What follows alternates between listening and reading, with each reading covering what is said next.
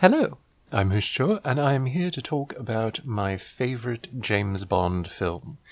And I'm not a big fan of James Bond, or not what I would consider myself to be a big fan of it, but I do love Roger Moore as James Bond, which I'm sure some people will probably say, oh, well then you love The Saint, because he basically just played James Bond as the Saint. But he brought something different, I feel, to the role, and he had a great charisma, great charm, really played the character very well, and I feel like a lot of his adventures, as opposed to the other James Bonds, had a certain particularly comic booky feel, but not in a bad way.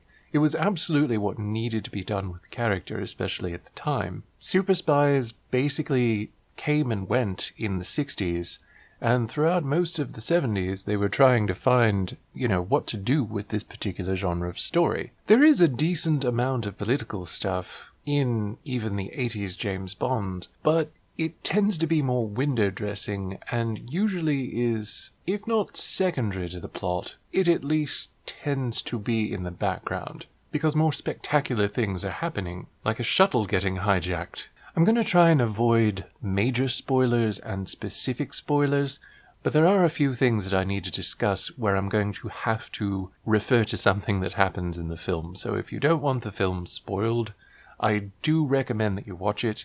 It's currently free on YouTube, and I think it's on Prime Video. It's a bunch of places. I'm sure you can find a copy if you really want to. My favorite James Bond film is A View to a Kill, which I know some people balk at, but it is probably the best James Bond experience that I have ever had. I do like many of the other films, pretty much all Roger Moore films.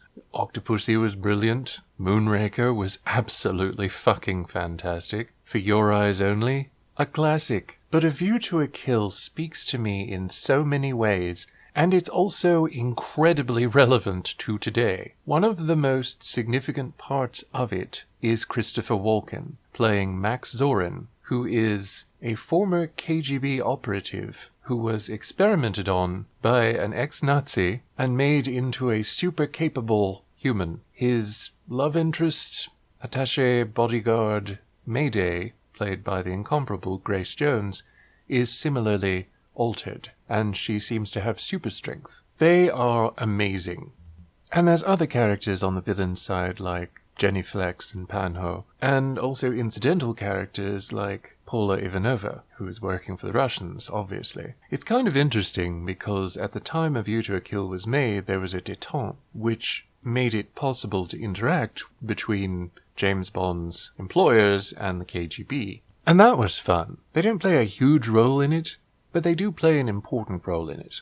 Q also makes this adorable robot for the purpose of observation, and it is absolutely magnificent. It is adorable. One of the best inventions they definitely should have made. If it had been made today, they probably would have made like a collector's toy of it, because it was just delightful. Most of what the film focuses on, though, is James Bond's adventures and his interactions with Stacey Sutton, played by the lovely Tanya Roberts. And anybody that wants to criticize Stacey as a useful or capable character need only to look at the fact that she always wears high heels at all times, no matter what, and still managed to survive. This is not an insignificant act. But to touch on what relevance I think it has in our lives now, looking back at Christopher Walken's roles in those years, that whole decade had a lot of build-up of villains that were just corporate assholes, which was a lot of people in the 80s. The corporate culture had kind of bled out into the mainstream, and there were a lot of really horrible people in corporate America. There still are. One of the worst people in corporate America, of course, was Donald Trump. In Batman Returns, Max Shreck was explicitly written to refer to Trump. If you watch A View to a Kill, you can very much see that this is the same basic character. The only problem with this is that Shreck and Zorin both are way cooler, way more competent, and way scarier than that moronic ass clown is. We see how that particular trope of character ages. and it is not well. But it is still something that we very much need to be aware of and keep in our minds. We always need to oppose that, and oppose any party that is complicit in that. So when it comes time to cast your vote or to make your voice known, you must stand against that. When you have to vote with your wallets, vote against that. These are evil people. And really one of the best things that I love the most about the film is the fact that James Bond, who is usually very quick with a bon mot or a witticism, even at one point stops Stacy from telling Zorin to shove it by saying, "Stacy, don't, he's a psychopath." Not only meaning that he is very dangerous and could be provoked by anything or nothing, but that it wouldn't even matter. He won't listen to anybody outside of himself. He's a malignant narcissist who values no one else and no one else's life. Bond is repeatedly, throughout the course of A View to a Kill, given a number of opportunities to quip back and forth with this villain, to charm him with 007's inimitable charm and, of course, Roger Moore's incredible charisma. But every time in the movie, he doesn't do it. Why? Because it's useless. There's no need. You cannot charm a psychopath. You cannot trust them either, which is one of the crucial mistakes that Mayday, portrayed by Grace Jones, makes in the film. She thinks that Zorin loves her, and she loves him. She's willing to do anything for him. But when she witnesses his complete lack of value of any other living thing but himself, it strikes home and she becomes a changed person. It always made me a little sad because, spoiler territory, Mayday is very well portrayed. Grace Jones has just so much charisma. She and Roger Moore are both constantly just oozing charisma. Of course, Christopher Walken is too. It's amazing, amazing. He does it so well too. This really psychotic man who values nothing and no one other than himself and the power and money he can accumulate. And you see it repeatedly in the film, where he's saying, "Give him more power," and all this stuff. He's not thinking about it. He could. He's a super genius, apparently. But he's not thinking about the right way to do it. But as I said, of course, Zorin and Shreck are much more competent, even though they are basically horrifyingly violent thugs. They're horrible people, and they don't think when they probably should, and it gets them in a lot of trouble. In fact, it leads directly to both of their deaths in the films that they were in. The reality is that the real people just are that stupid. They never think about even obvious things, they just want more power. They do not value other people or other lives, or the environment, or the planet, or anything else, because as far as they're concerned, if it's not serving them, it has no purpose and no value. And even the things and people that do serve them are replaceable. For so long, when I was younger, after I had seen the film, I was like, oh, Mayday. But the way Mayday goes out, I think, really is shown in the surrounding scenes that build up to that. She could have jumped off. By the time they got the explosive out of the mine, she would have been safe to jump off, and even if the brake had gone forward, it would have still cleared the mine and not set off the horrifying doomsday scenario. But she wanted Zorin to see her. She wanted Zorin to see that she had completely fucked up his plans, because she thought for all of her life that he loved her. And that's why she did all of the frankly irredeemable things that she did. She did horrible things. But in James Bond's universe, a lot of characters are more redeemable than they would realistically be. I felt that Mayday had a good character arc and turned into a better person by the end. I thought it was unfortunate that they got rid of her when they could have had her, like Jaws, show up a few times and maybe even have a happy ending. I don't know. He was horrible too. He killed people. But he got a kind of an appropriate happy ending in Moonraker, and I don't resent him for it. However, I do feel like, in the context of A View to a Kill, Mayday really felt like she had to go out that way, and it was appropriate for her character. It was basically the culmination to everything that she had done in the film up to then, and her transformation into a person who had been kind of blinded by affection that was not reciprocated. Even though it was stated that most of the people that came from this experiment were just psychotic, Mayday actually had more behind her than that. Now, I don't know if Jenny Flex or the others were part of that too, but they were pretty awful. They were just really horrible. But James Bond is so likable in the film. And it's remarkable too because at the time he was getting on in age. He was almost 60 years old, I believe.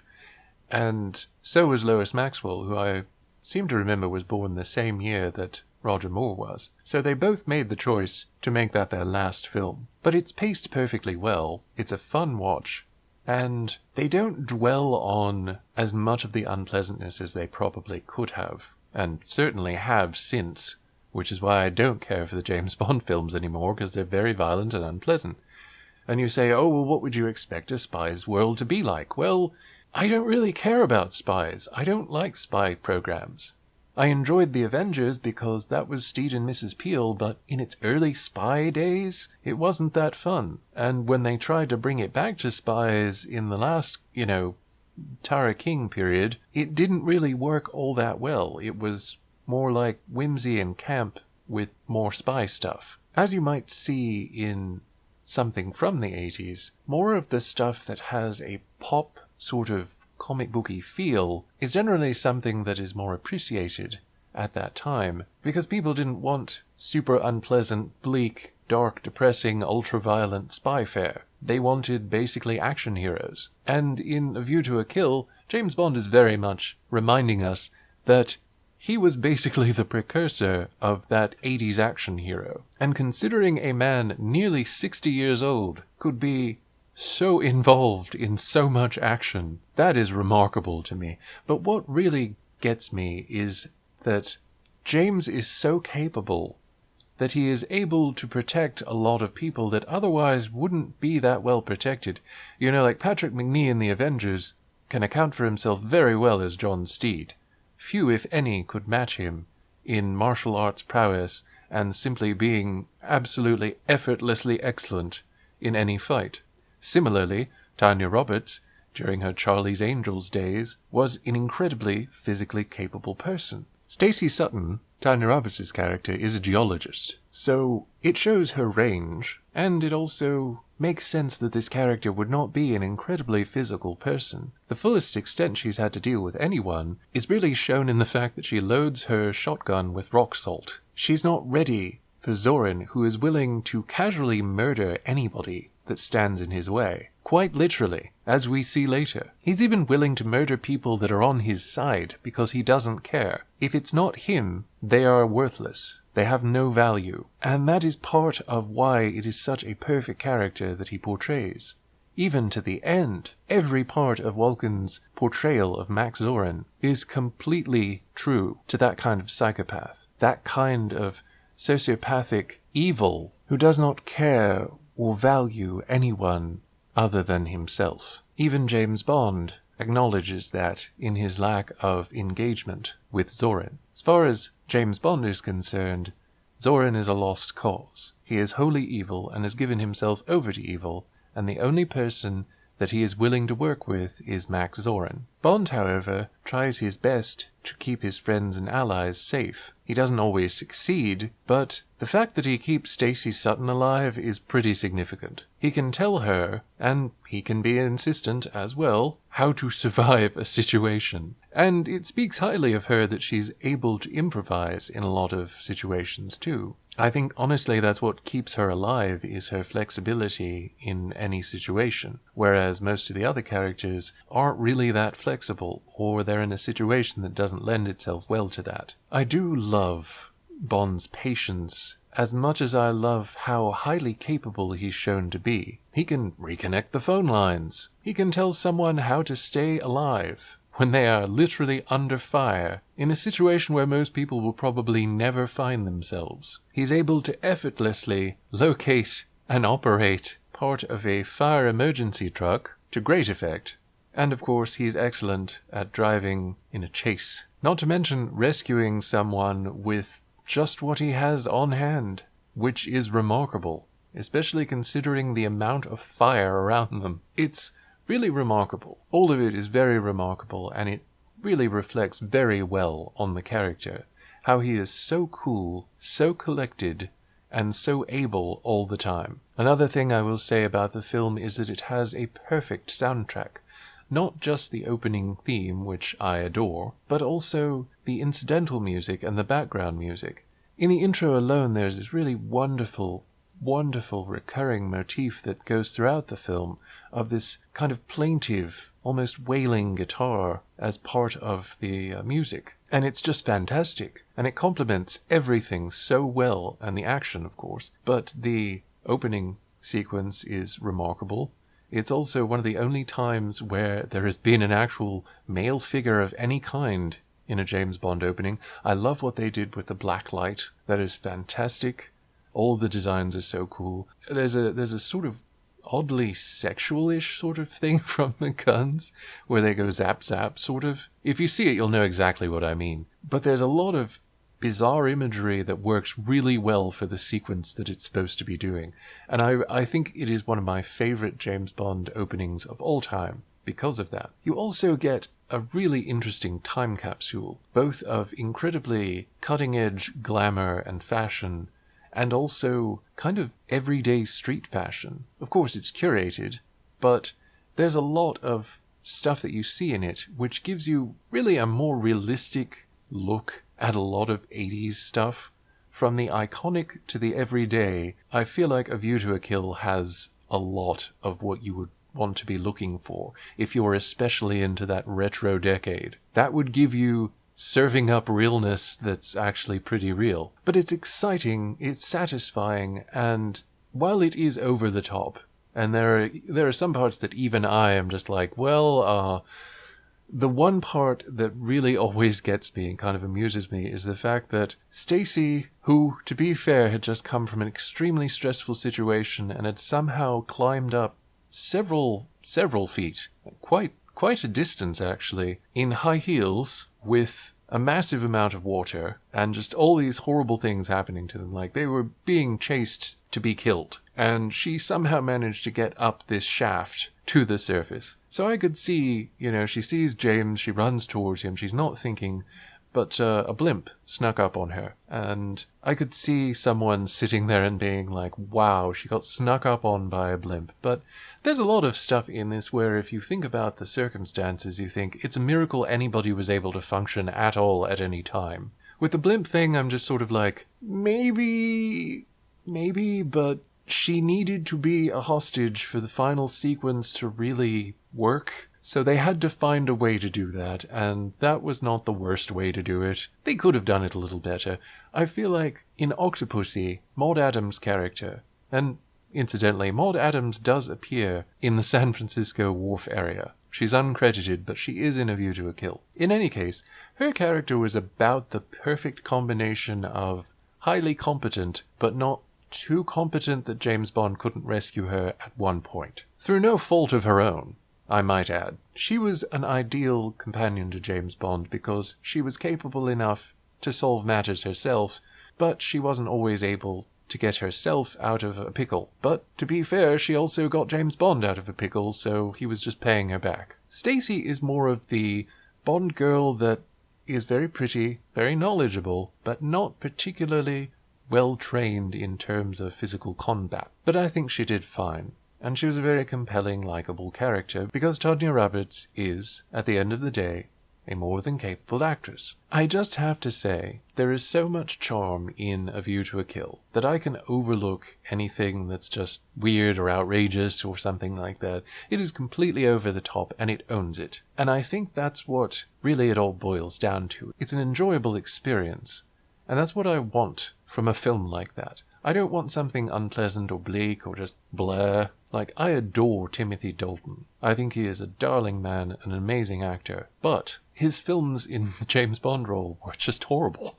Like, I love the theme to The Living Daylights. Like a lot of the others of the time, it doesn't lyrically make a lot of sense, and the boys from a-ha were really channeling David Bowie. But it's a good song, it's a solid song. But most of my favorite opening sequences and James Bond themes are from the Roger Moore films. And I feel like a lot of them really were spectacular, beyond what they had any right to be. For Your Eyes Only, again, iconic. The Spy Who Loved Me, charming, iconic. And while I love Shirley Bassey, I feel like her greatest contribution to James Bond is the theme from Moonraker. It is just absolutely stunning, a beautiful composition. Lyrically, it is not only coherent, but also moving and very affecting. And it's one of my favorites. So I'm a big fan of Roger Moore as James Bond, and I love pretty much all of his films. But A View to a Kill, I feel, is especially relevant now, and it's something that we should certainly remember and keep in mind going forward. Entertainment is different from reality, but life imitates art, imitates life. So you can take things from it, and you should take things from it. You can keep these things in mind. When you see Zorin being a horrible person, remember there are actually people like that in real life. Some of them are extremely prominent at the time, and some of them are extremely prominent now. We have those same villains, who are over-the-top supervillains, in this world, and we must oppose them. So while it is a fun ride, and definitely a fun film, it introduces a lot of things that we should certainly keep in mind going forward. While this is a completely fantastical, at times unbelievable narrative, it is nonetheless at most parts very believable. And not only believable, but valuable for us to learn from, so that we can keep that with ourselves and keep those thoughts with ourselves as we go forward into the future. In any case, I hope you'll enjoy this film. I'm sure you will. It is just an over-the-top action fun extravaganza. There are a couple of things that I wish it had done a little differently, but overall I think it is absolutely the best James Bond film and certainly the most enjoyable. And I urge all of you, while it's still available, to watch it. I hope you'll have a happy holiday season, and I look forward to seeing more of you in future as well. You're welcome. See you next time. Bye.